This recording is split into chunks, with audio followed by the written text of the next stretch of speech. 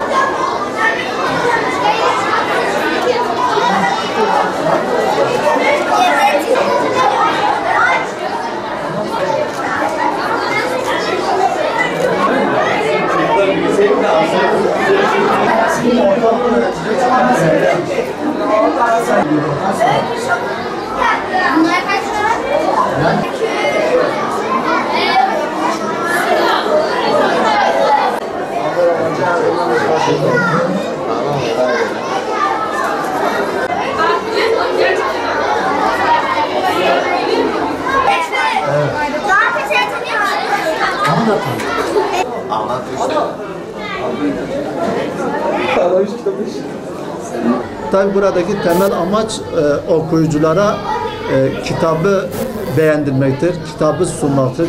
Görsel kitap şölenlerde her okuyucunun kendisini bulacağı bir veya birkaç kitabı alıp evine götürüp okuyabilmesini sağlamaktır.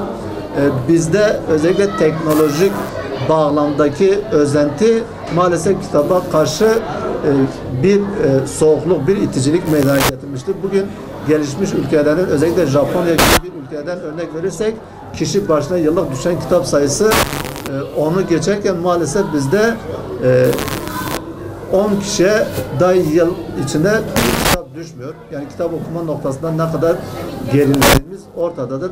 Haliyle kitap bilgi demektir, kitap ufuk demektir, kitap dünyayı tanımaktır ki neticede şöyle bir bağlamdan gidersek bir insanın kendini tanıyabilmesi için bilgilenmesi lazım. Bilgilenen insan kendini tanır, kendini tanıyan insan da Rabbini tanır. Yani kitap aslında insanın fıtratından gelen duygu ve düşüncelerin terennümüyle Allah'a ulaşma noktasında ve varlığın özüne ulaşma noktasında, varlığın hakikatini anlama noktasında bir kılavuz gibi değerlendirilebilir. Biz okumaları 3 türlü değerlendirdiğimiz zaman kitabı okumaların içinde bir okumadır. Okumalardan en önemlisi insanın kendini okuyabilmesidir, kendini tanıyabilmesidir. İkinci okuma insanın kainatı tanıyabilmesidir. Kainatla beraber kainatı var edeni tanıyabilmesidir. Üçüncü okuma da hem insanın kendini tanımasından gelen hem kainatı tanımasından gelen bilginin sayfalar önünde karşımıza çıkması ve sayfalar önündeki bilgiyi kitaptan okumaktır. Bu bağlamda fuarın tekrar hayırlı olmasını, verimli olmasını ve gelen bütün katılımcıların elleri boş olarak değil, elleri kitap dolu olarak dönmesini temin ediyoruz. Çünkü ülkemiz kitaba ve okumaya adeta susamış bir noktaya gelmiştir. Tarihte büyük milletlerin millet olması için mutlaka kitaba, düşünceye, şiire, edebiyata değer verdikleri görülür. Ve edebiyatı olmayan bir millet de millet olamaz.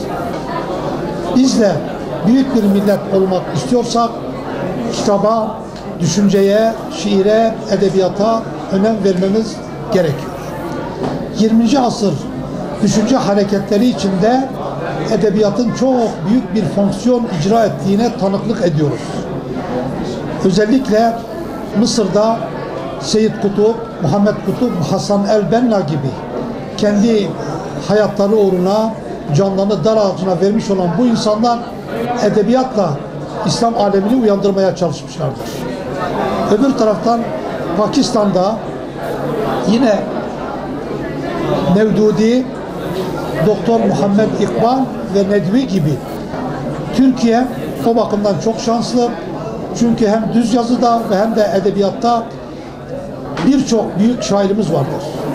Çağın başında Bediüzzaman Said Nursi ve Mehmet Akif'i bir kenara bırakırsak, çağın ortasında ve sonunda da Necip Fazıl Kısakürek ve Sezai Karakoç gibi iki büyük düşünce adamımız, şairimiz ve düşünürümüz vardır. Karakoç'un bir şiiri var. Karakoç diyor ki, sen, ben, yaz, güz, kış, İsa ve Yahya bir gülü yetiştirmek için yaratılmışız, şükür Tanrı. Sizi böyle bir programı düzenlediğiniz için kutluyorum, başarılarınızın devamını diliyorum.